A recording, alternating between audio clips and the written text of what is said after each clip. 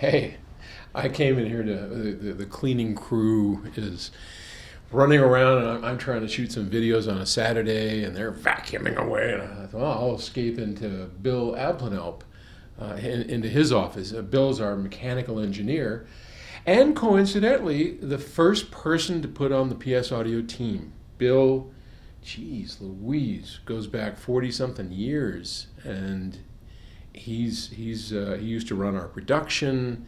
He's a dear family friend, and our kids grew up together. So I'm really blessed that Bill is still part of the PS Audio team, and he designs all those great chassis that you see, from the beautiful new P20 to well, pretty much everything that PS Audio has ever made. Bill, with the exception of Alex Rasmussen, the very gifted and talented designer from Neo Fay. Years ago, we used Alex, little Alex, a great guy and a brilliant designer.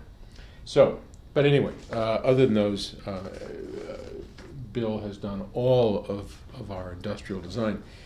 Rowett in San Diego, California. I was just out there. What about the Bose 901? What's your take and why? The Bose 901. I have really mixed feelings about that speaker. It was, of course, for those of you unfamiliar with it, the Bose 901 was a smallish box speaker that had angled sides, and on the front of it, I think it had 9 5-inch drivers, if I remember right, and on the front it had 1. There were no tweeters, no woofers. They were just, I think there were 5s, maybe 4.5s, and anyway, there were a whole group of small drivers, and the idea was that you would point the speaker, the 901, at the wall. So the majority of those drivers were pointed at a wall, and the sound reflected off of the wall, and then you got a little bit of presence from that front speaker. The first time I ever heard a Bose 901 was in a pretty good setup. A lot depended on the quality of the wall, the kind of the way that you amplified it, because it had no tweeter and it had no woofer. So what they did is they equalized, meaning they boosted the treble and the bass so that you got kind of a flat frequency response, because especially bouncing it off the wall, you're going to lose some energy at certain frequencies. So they had an equalizer that you had to put in there, and that stressed a lot of amplifiers. As you cranked it up, it's trying to do 10, 20 dB more high frequency and low frequency to get the Bose to be flat. So much depended on how that thing was set up, how close it was to the wall, how caring the person was, and what kind of music it played. Because it did pretty okay on classical music, which is what Amar Bose at the Boston Symphony Hall, they had taken a lot of test equipment to the Boston Symphony Hall, and they measured the reflection of sound, and they realized that sound in a hall, much of the character of that sound comes from not the direct source, but the reflections off the walls of the hall. And that's true in most situations where we have, listening rooms. The reflections off the wall, you don't want a completely dead room, right? So in here you can probably hear my voice echoing a bit. That's from sound bouncing off the walls. So they called it was it a direct reflective loudspeaker, meaning the direct was a little front driver, and the reflected was when they bounced it off the wall. And I've heard it, and it sounds big and can sound pretty good, but then you put on, something that has a decent center image, like a voice and a guitar or whatever, and the guitar is way out of proportion, the voice is way too big, or, So it worked for some things okay. I'll tell you a funny story. One of the worst experiences I ever had was a guy named Bill, who was the manager of Pacific Stereo. Now, Pacific Stereo years ago was a chain of hi-fi stores, much like a small version of Best Buy.